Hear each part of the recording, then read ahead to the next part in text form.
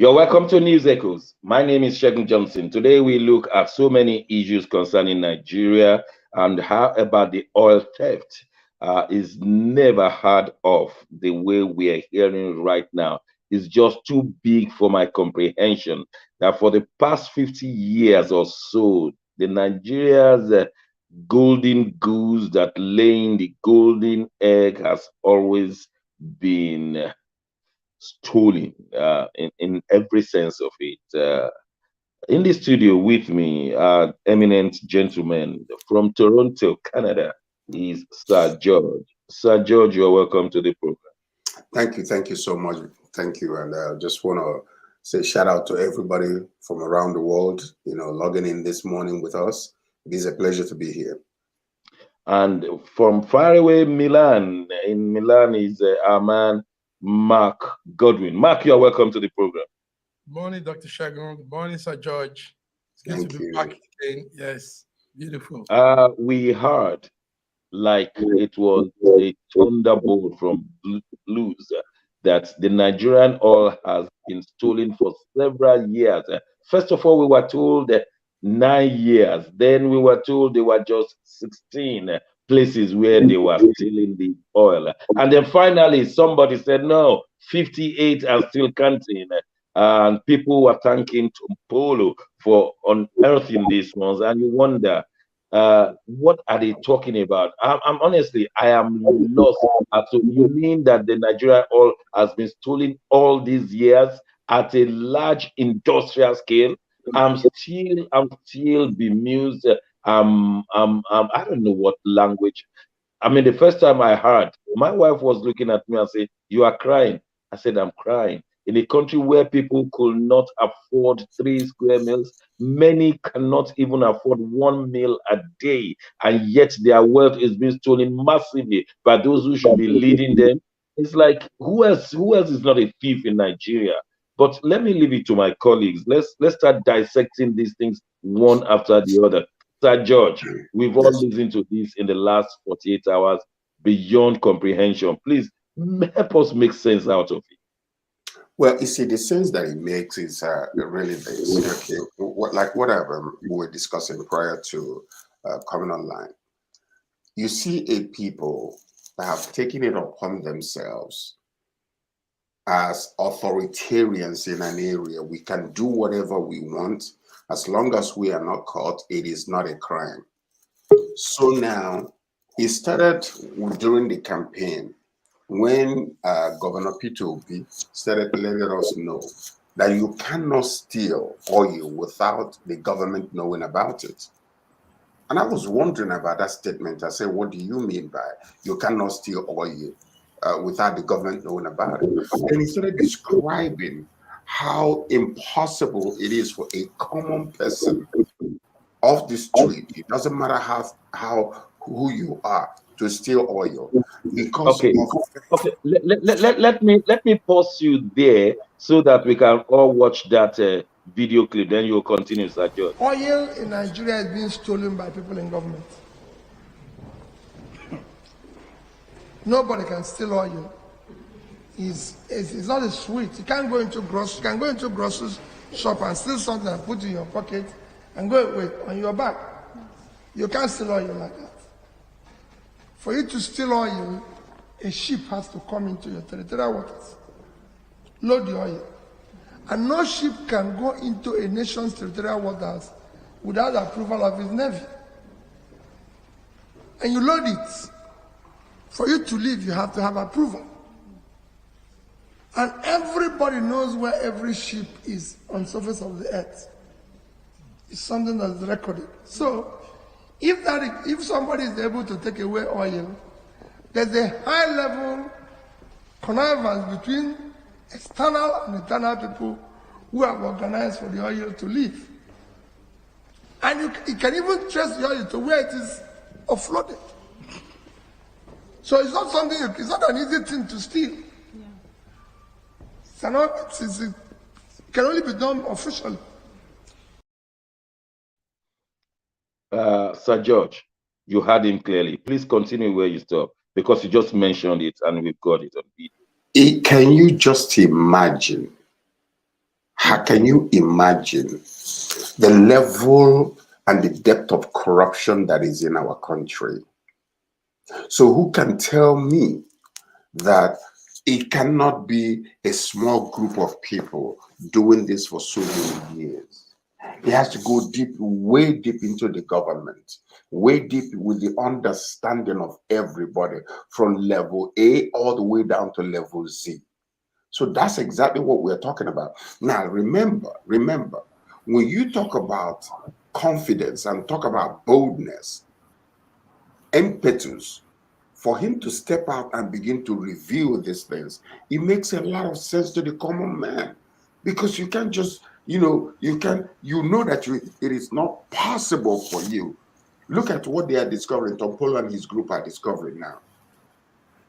Now, all the oil pipes and how they have quietly been doing all the, sucking oil from the main pipe all these many years. So you can just imagine the billions and trillions of dollars that are going into private coffers, and cannot be one individual. It's got to be a huge level of government involvement in all this oil stealing. It is beyond comprehension. I'm telling you, mind-boggling.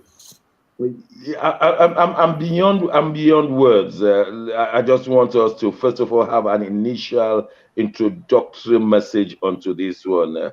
Dr. Sita Nyameka, all the way from capital seat of Nigeria, Abuja. You are most welcome to this program. Thank you. Good morning, Dr. Thank you so much, Dr. Johnson. Thank you, Sir George.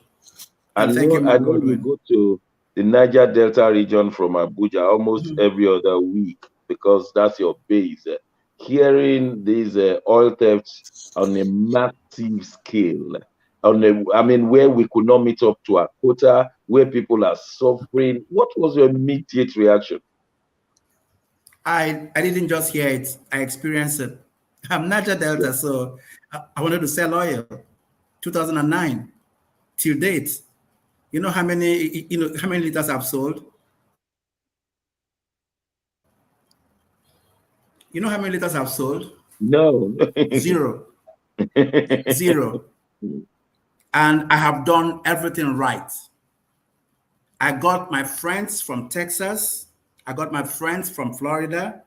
I got the best world commodity company, all world commodity. My friend Lucius Gant is the CEO. You know what they do to us? Because they want this thing bad, they allow all grades of 419 on the trade, just like what Sir George said.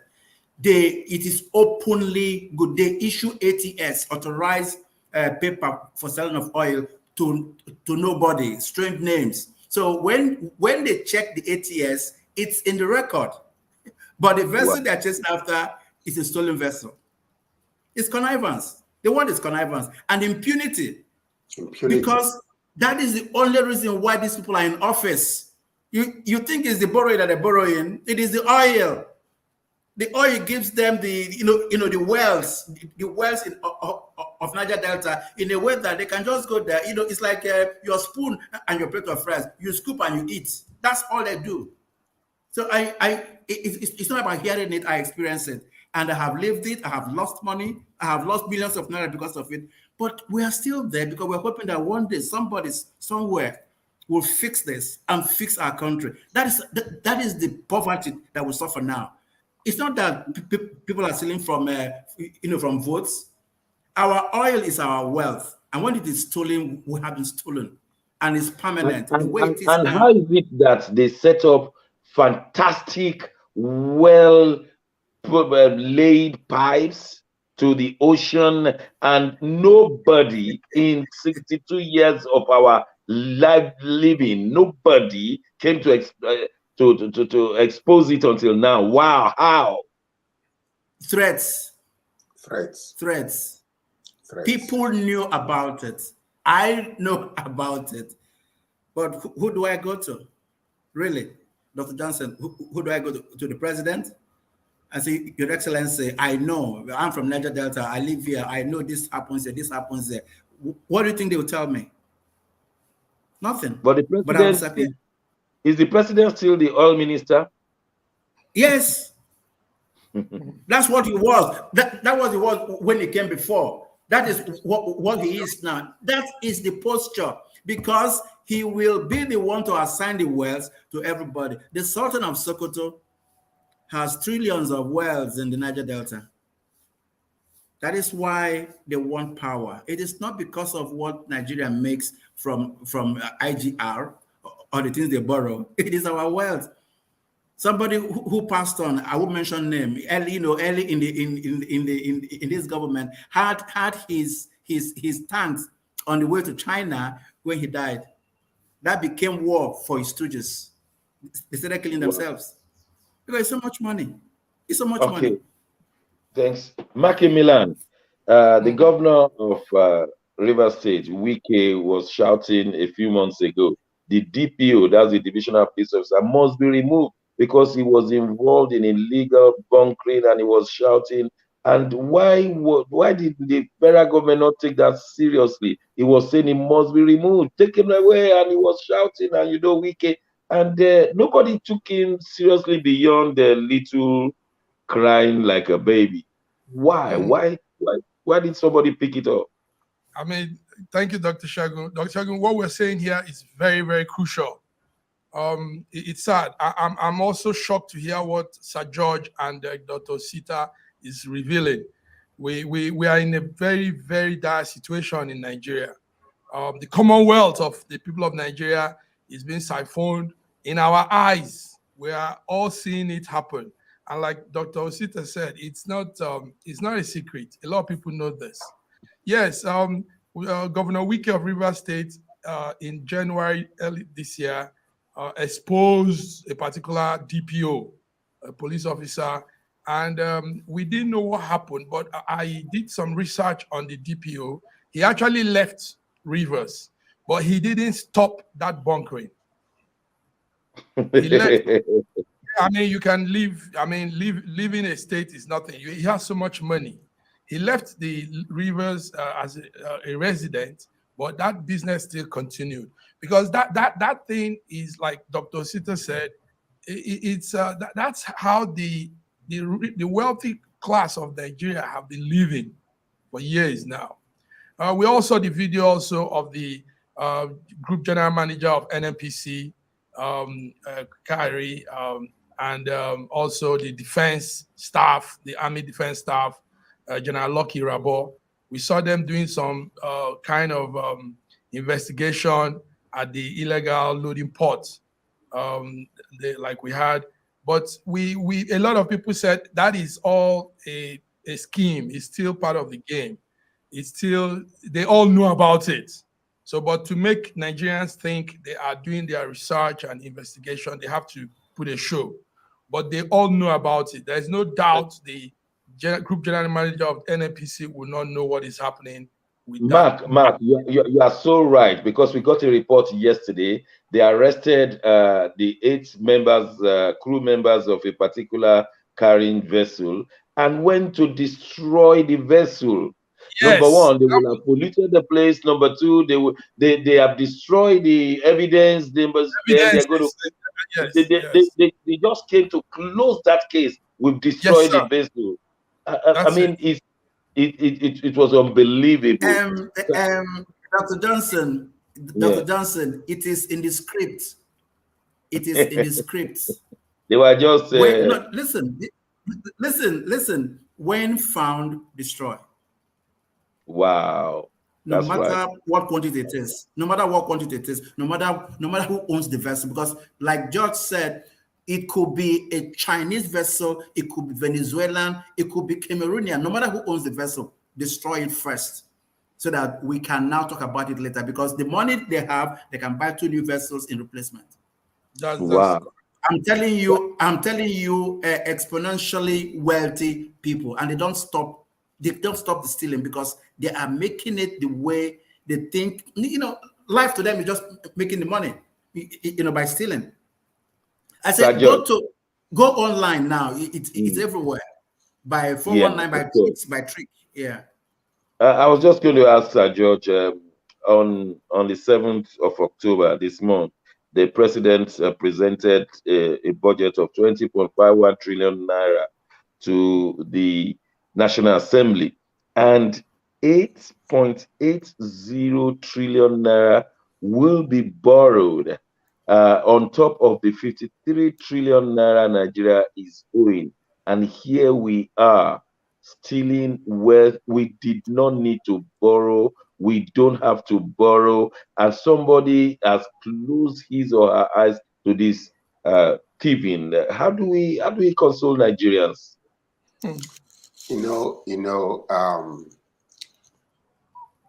Time, when a problem is identified, is half solved. But the problem we have in Nigeria is that when you are the person doing this stealing or part of the group, and you are number one, an executioner of the law, and when it is discovered, you have to make sure that the top is protected. So this corruption is not just something that is happening. The Ziani stole billions of pounds and dollars from our country. How did she do that? Because when you come into the system, the pipeline now, you will know what is going on because you will be told because of the benefits that will come to you. So part of the stolen wealth by some of these NNPC or oil commissioners, they know what is going on.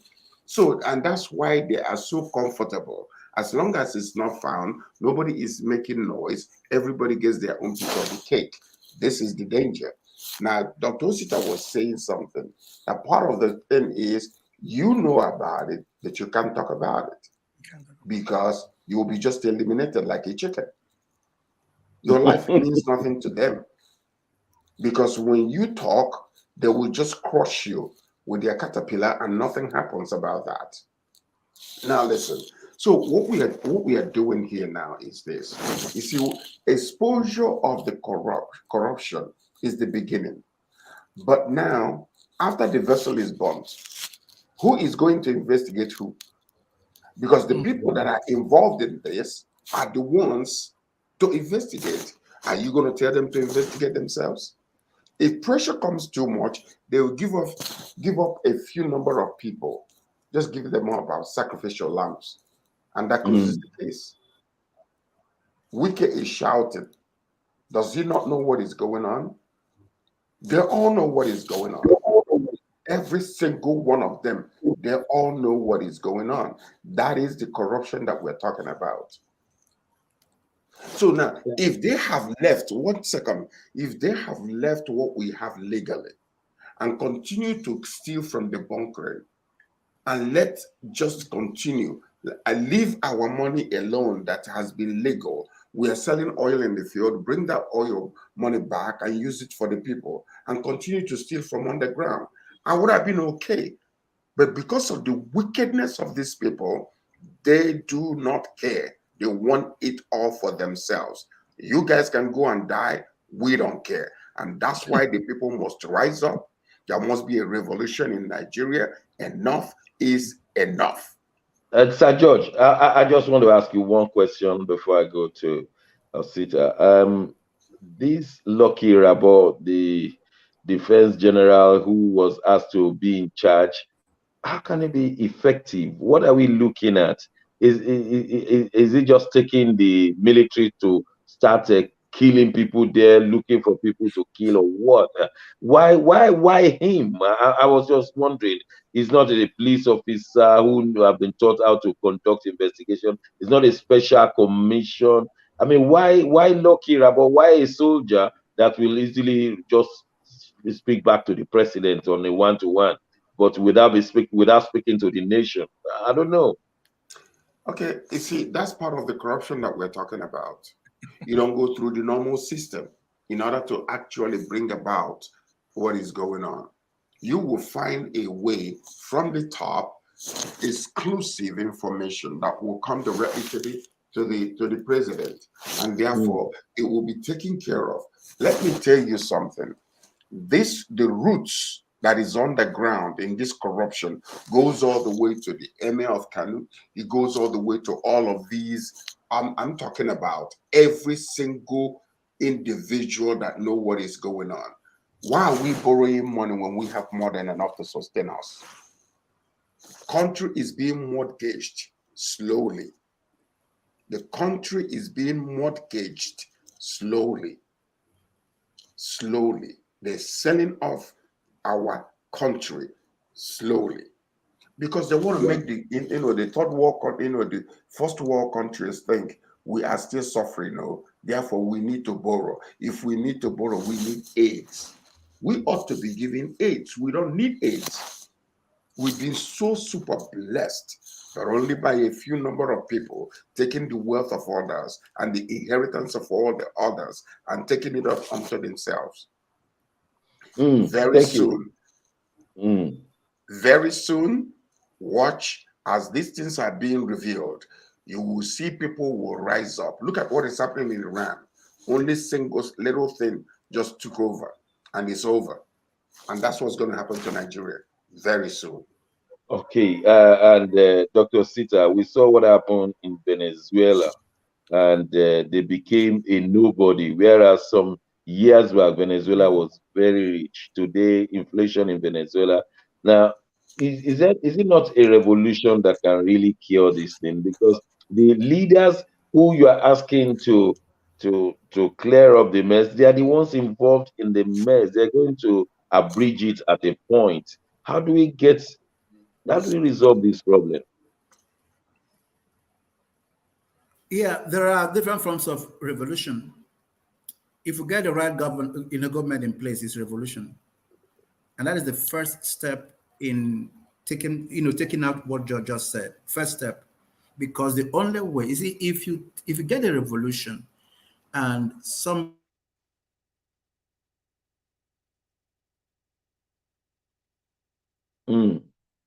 it falls out. But let's get a consistent right leadership in place. Let's get everybody who are right to do things. Revolution starts. Venezuela is a good example. But Venezuela will return. The reason why it will return. I think it's network issue there. Network issue there. Okay, thank you. Mark, how do we resolve this? Yes, Dr. George was giving a clue to that. A very transparent committee that will look into this will be a step ahead. But it's hard to do that because in most cases also, when that committee is formed, this same group of people that are behind this oil theft will come behind them to give them incentive and tell them don't say what you see, don't reveal anything. So, but a committee that investigates this whole thing should be set up by the presidency. And you said correctly, Dr. Shago, I don't think the Army General should be the head of that committee. I mean, there are other ways we could set up. The Army is complicit in it, isn't it? Yes. Not at this point. There have to be. There have to be, because the Army, the Navy, and all of them are from the same pipeline. Therefore, if the Navy is complicit to this, which means that nothing can pass through the sea without their knowledge and without their consent and approval, the Army ought to be too. So, I mean, Sir George, our territorial waters limit, our territorial limit is about, I'm not very sure now, it used to be 12 miles and maybe moved to 33 nautical miles. I think that is manageable. I understand that the Navy is capable of sighting every ship, every vessel that enters our territorial waters. That's what we've been told, that every ship will have been sighted. So for someone to be pretending as if these illegal vessels were not found will be lying to us all. And these vessels are not. I mean, you're talking of vessels as big as a house. a house Okay, twice. houses put together. Yeah, so it's not something you say it feels it disappeared and we don't know about it. So it's all a scam. Nigeria is a scam. The leadership is a scam. Who Nobody. knows our territorial limit, our territorial waters? Do you know the territorial nautical miles? I think there's a standard for all of them. So if you said No, 12, there is no standard. China just went 1 year and took 200 miles. It used to be yes, 3 miles, then yes, 10 miles, 12 miles, then 1 year. I mean, many years ago, China just took 200 miles and said, this is my. No, if you enter this one, that's my territorial, because that was the year America could fire from anywhere in the middle of the ocean and get to your backyard, and so they chose 200. But I'm just asking that as a how come that our navy will allow all of these to pass? I mean, are we this dumb? The Osita, you are taken away by our underdeveloped internet. So are we that dumb that all these years?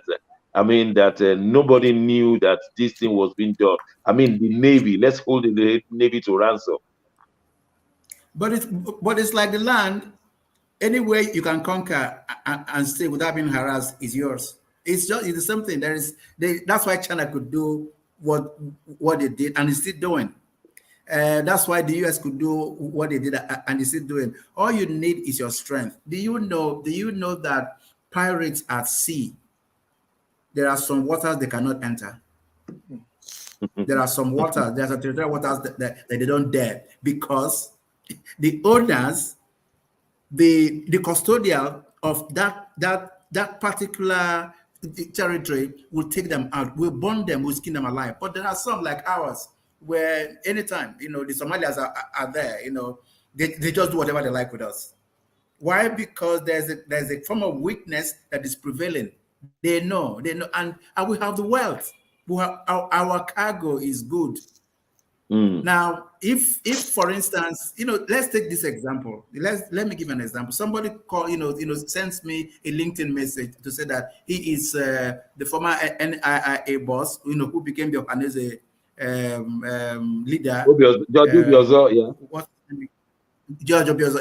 His face and photo and name are there on LinkedIn, claiming that he knows that I'm an Igbo man, that he wants us to see the fact that not these people only can enjoy this. That look at this name and number. Call this young man. He's the chief loader at Bonny Port. He will tell you what to do so that we too can sell oil. That is a scam. That is one guy from Sokoto or from Kaduna scamming a Southerner with the fact that we know that they own the oil. So I go online, I said, because I know him. I've worked with the man in Lagos. When he was the DG of NIA, yeah.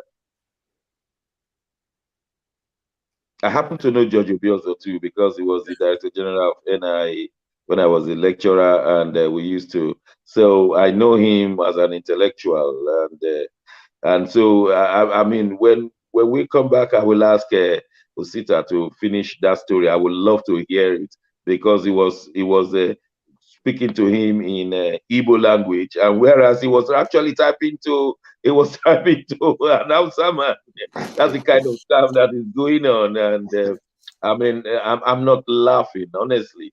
Like JJ Okocha, I said, when I laugh, I'm actually crying. That's my position. It's too painful. Too painful when I know people cannot afford to eat when we should have been better than Dubai. When we go on a short break, when we return, we'll be looking at this vis-a-vis ASUU strike, budget, and the rest. Don't go away. We'll be right back.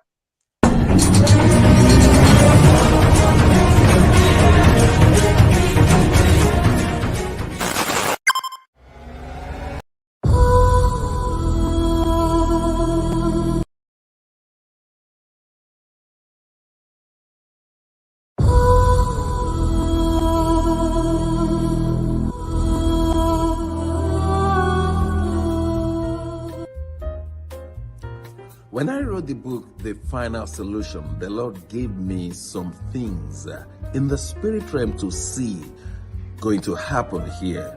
And that is why you need to get a copy of this book, not because of the purchase, but because of the contents. We've not spent 2 weeks. Now we have seen the problem in Ukraine, Russia, and Belarus, Donetsk, Luhansk, and all the other surrounding nations, talk less of the Western countries and the Eastern countries. We want to pray that this stops where it is. Some people are even imagining a third world war. I pray that there'll be no third world war, but we need to know the solution to all of these problems, and they are well packaged in that book, The Final Solution. The amount of money is next to nothing. Go to Amazon and buy this book.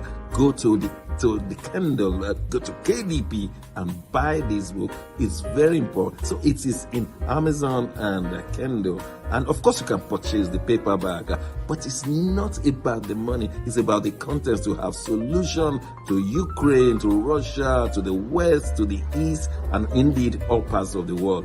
Do get a copy and let's start operating the solution of God to our time.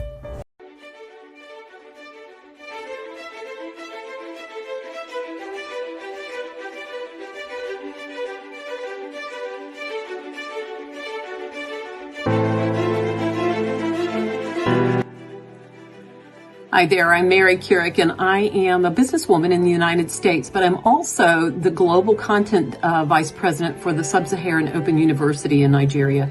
I could not be prouder to work with Dr. Osita Anamika and his team on helping to create not just entrepreneurs and skill-based talent that will get out into the workforce and make a living for themselves, but also young leaders. And to that end, with this integrity-rich university environment that's accredited now, and it's just an amazing opportunity for anyone there of any age to jump on board and learn, we want to let you know about a new offering that we have. We have a global governance and diplomacy course now provided by a whole team of people that crosses several countries to put together these resources and lots of great information for those of you who might be on the path toward public service and diplomatic service, NGO leadership, that sort of thing. We hope that you will walk through this open door and enjoy.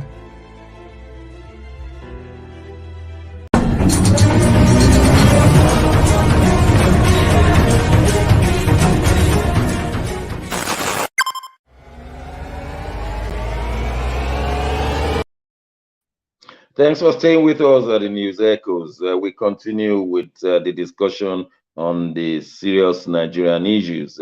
I hope Dr. Sita is here because we're about to discuss about the truce finally found with the Academic Staff Union of Universities. And as a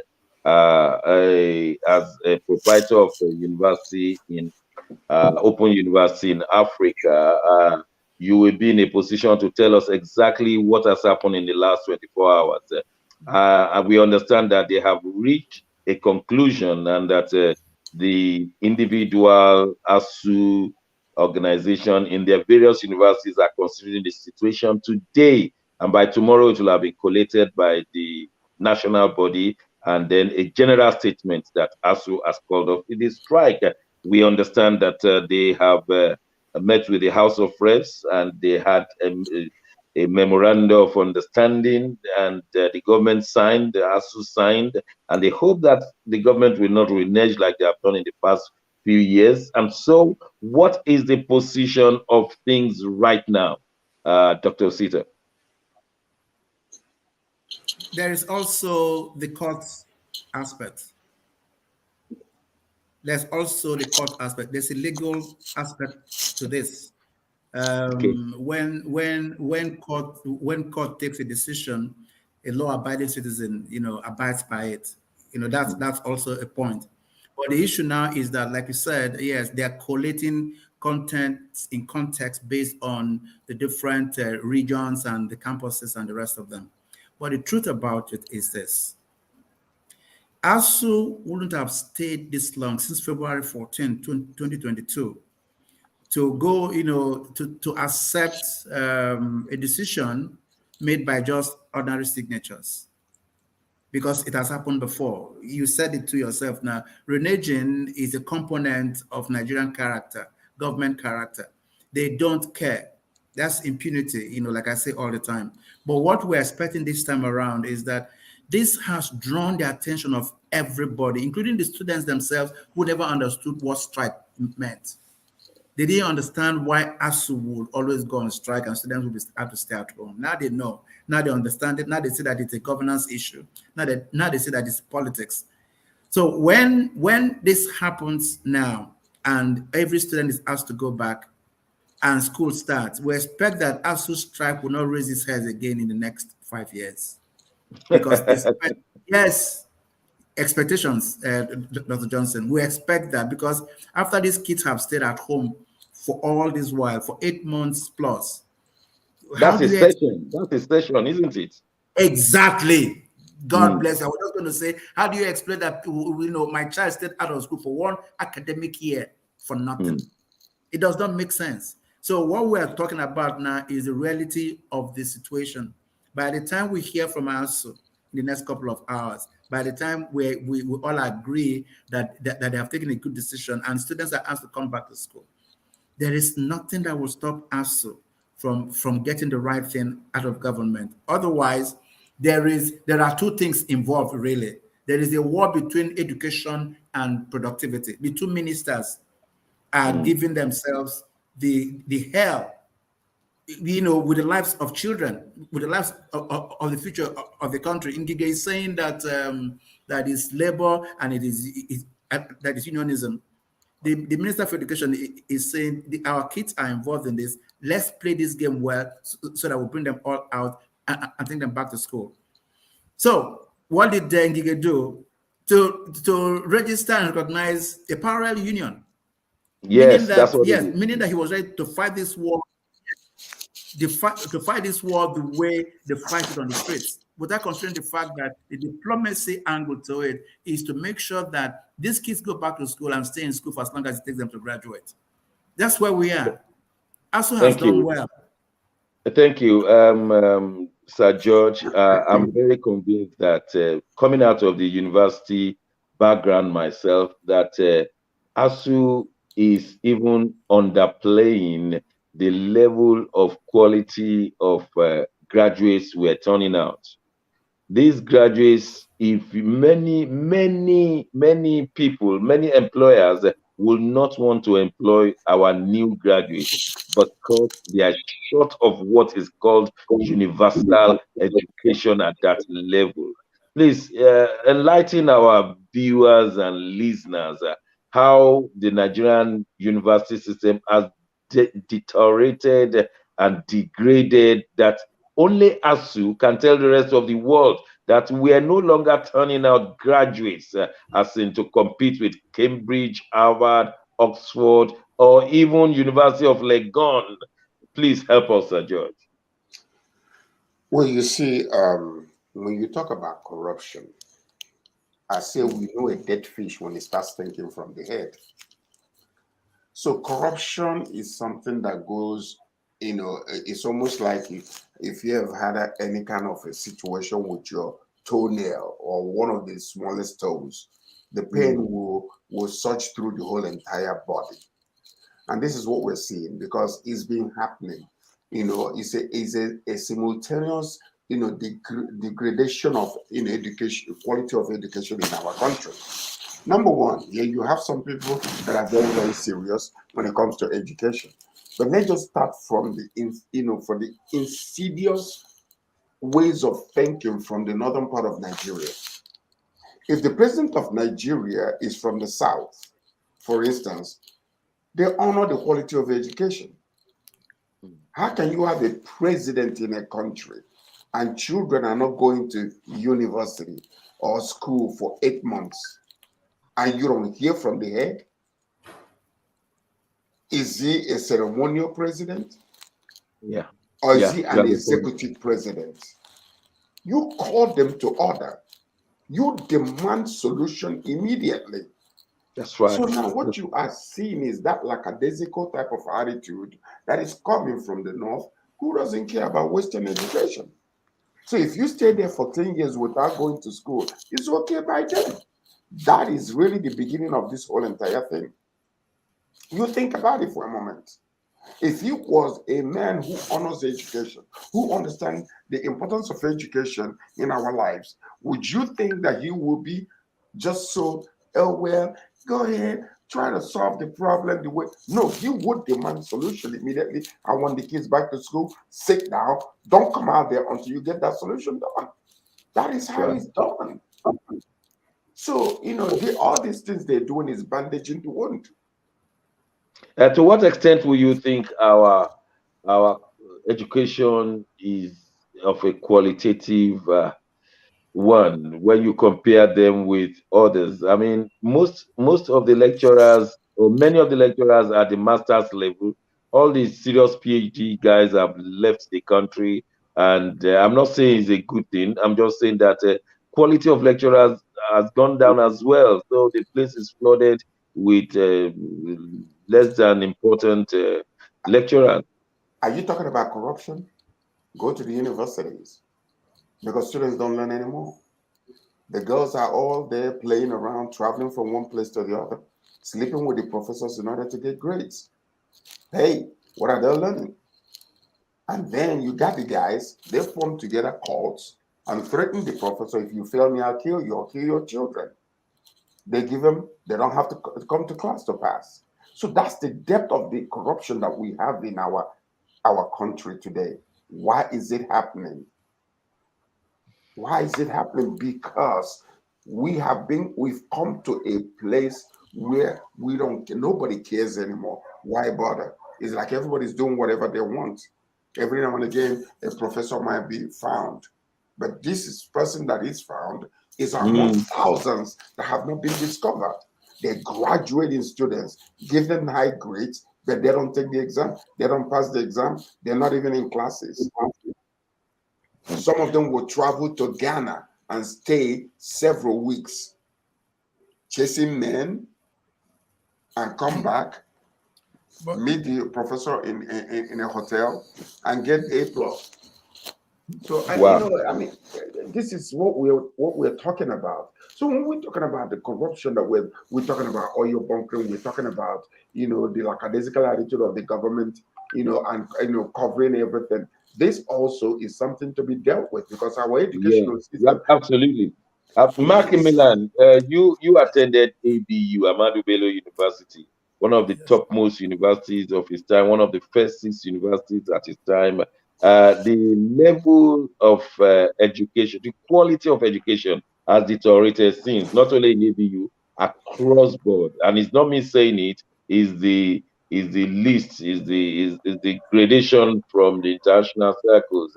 Would you like to go to ABU now and study there with their hostels, with their quality of food, quality of living, and quality of education?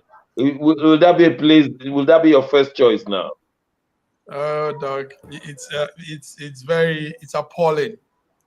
When you see the hostels, how people live now, how students live in most of these hostels, not only ABU, all over Nigeria, I saw Suka. that of University of Nigeria, Nsukka. I Yes, wept.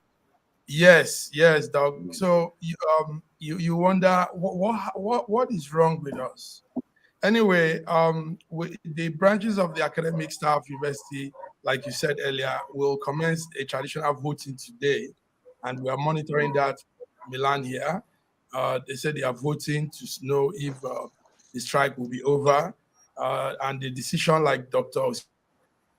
will be relayed to the news, and we'll all know.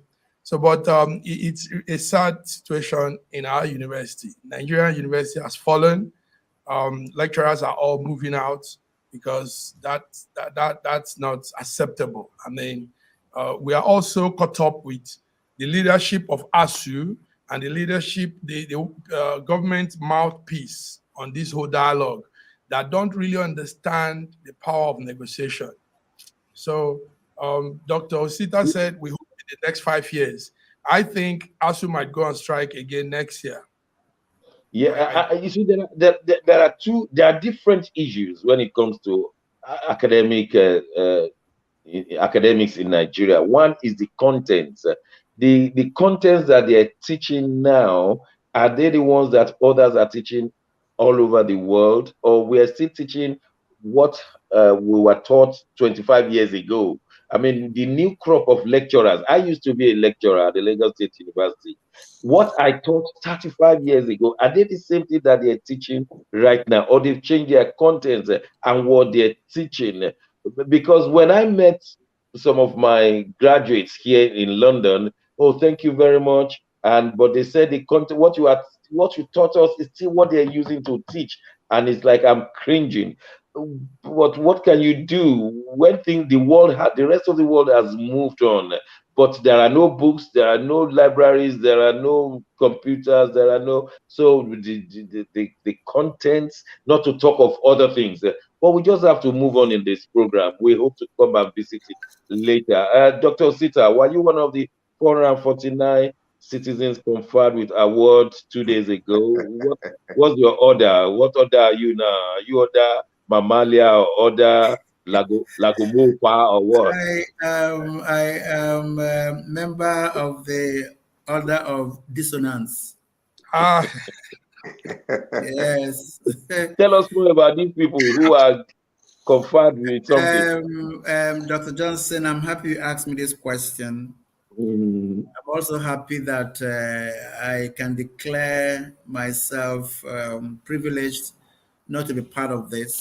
If I tell you what happened in Abuja yesterday, I returned to Abuja yesterday by flight. I arrived and it was raining. As I left the airport, it was no go. These 440 something people who came for their awards were just there decimating the entire capital city. Wow. All cars were on the road because, Nigerians now, we don't come alone. B2P was saying it the other day. One person, 1 awardee would take a whole city into Abuja. Yes, they just come there. And they are there, but there is no petrol in Abuja. Maybe somebody, has told you that. There's no petrol. We buy black market on the streets, adulterated petrol. So you can imagine, you ask yourself, where did they find the petrol with which they stayed on the road? Meanwhile, this is because they are given an award that is supposed to be a bribe to people, so that by the time they leave office in the next couple of months, that is the last they remember them for. It's so sad. It's so not good. Why would it be now? Now people are talking about campaigns for election for good governance. You're using this period to get people together, destroy and decimate the country, spend money that is not there. If they give you the budget for this exercise, you will scream and scream and scream. But the issue is that they have done it. People are flaunting it for what? How does it save our country? Maybe we can see a little glimpse of the event. Studio, sure. Let's see that. Go ahead. Senator Dr. Ifeanyi Afo Okowa.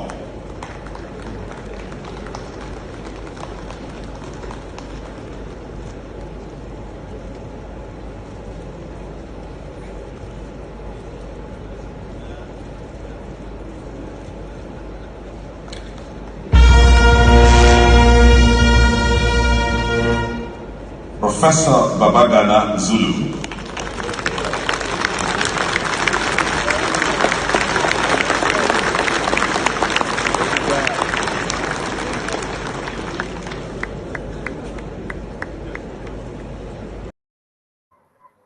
Well, that was Professor Babagana Zulum, the governor of Sokoto State.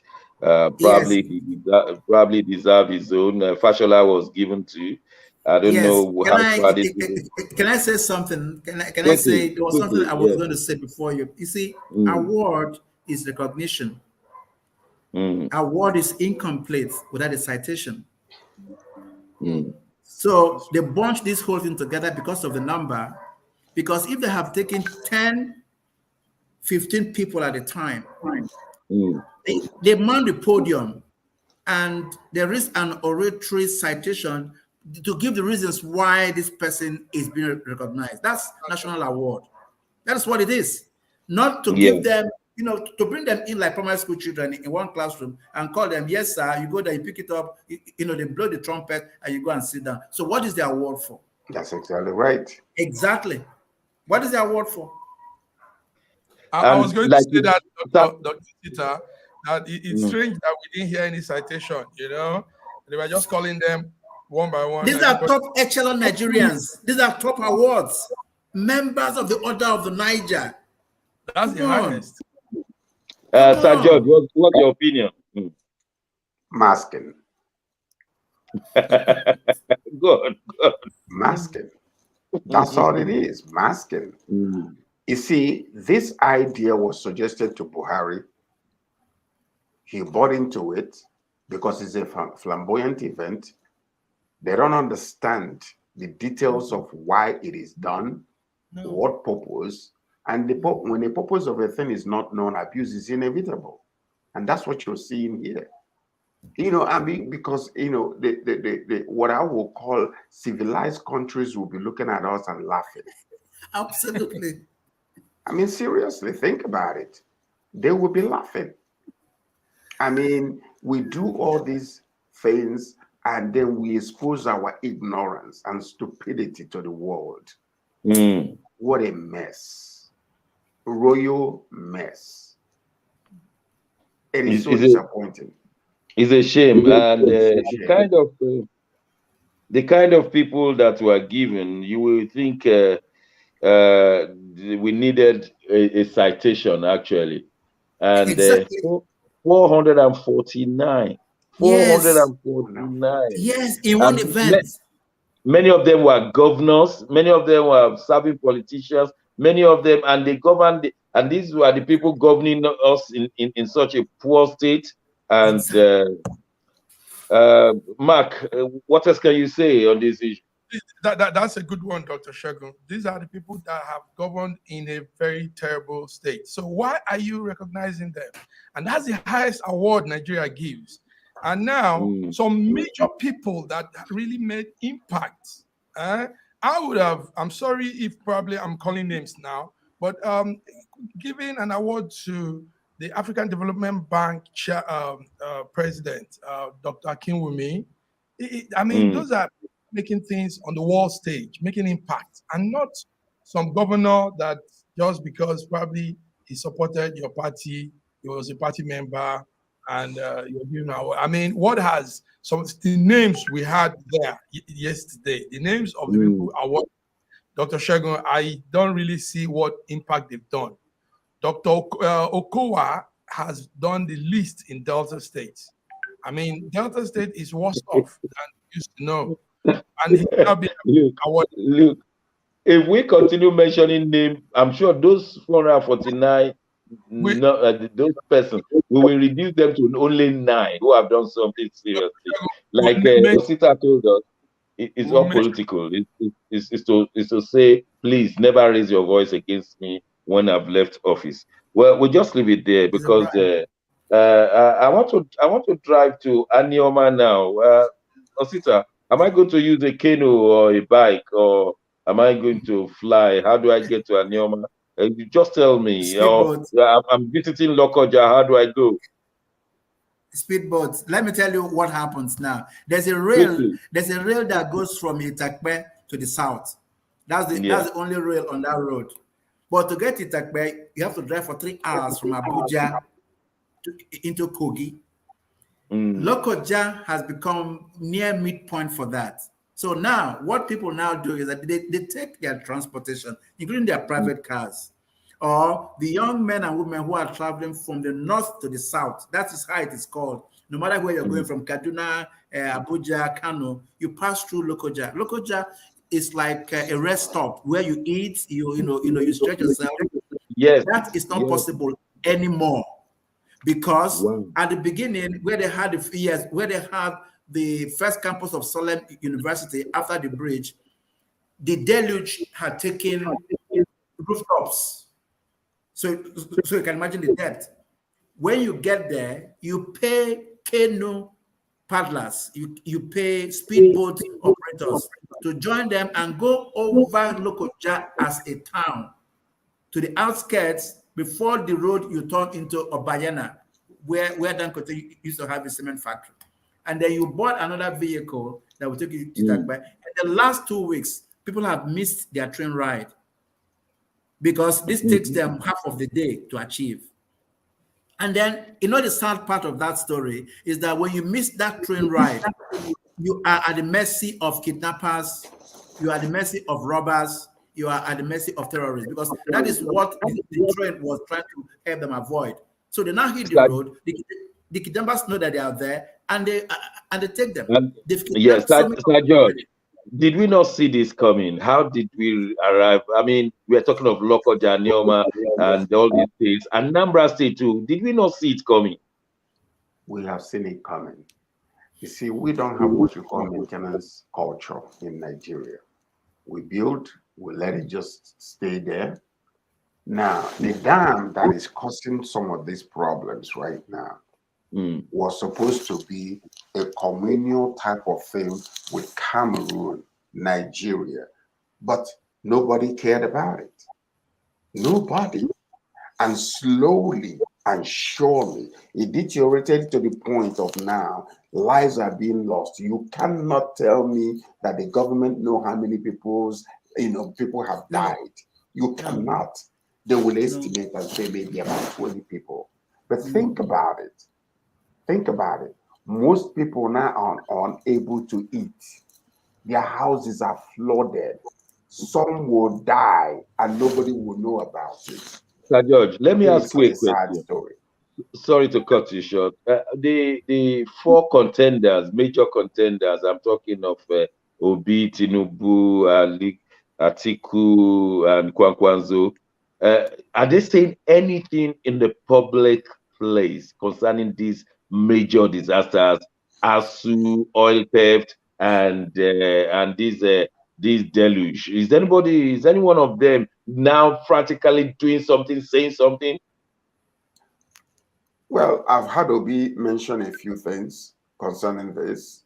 Yeah. And, he points the fingers at the inception of the problem and tries to talk about the solution. Yes, he mentioned the oil theft. Yes, Yeah, that's true. So, but the thing that we are really need to nip in the bud right now, go to the root cause of all these things. Okay, now, you are sending this man to go and deal with the oil theft. The military is there. Go to any civilized nation. When a situation like this is happening, that's when you call the national troops to go and help civilians, military men. I'm just mindful of the time. In 10 seconds, Mark, what's your last take? Just in 10 seconds. Yes, sir. It's a sad one. The news we had from here is 500 confirmed dead, 45,000 houses been destroyed, and 7,000 acres of farmland submerged nationwide in Nigeria. It's an unfortunate news. Unfortunately, that's where we're going to leave it today. Last week, our main two televisions cut us off while we're still on air. We don't want that to happen today. So I'm so sorry, gentlemen. I just have to thank you from Abuja, Toronto, and Milan. I thank you. And thank you for our listeners. Until Friday, when we come to you with international discussions, we don't want you to miss Friday. 10 a.m., that's the time. God bless you all. Thank you.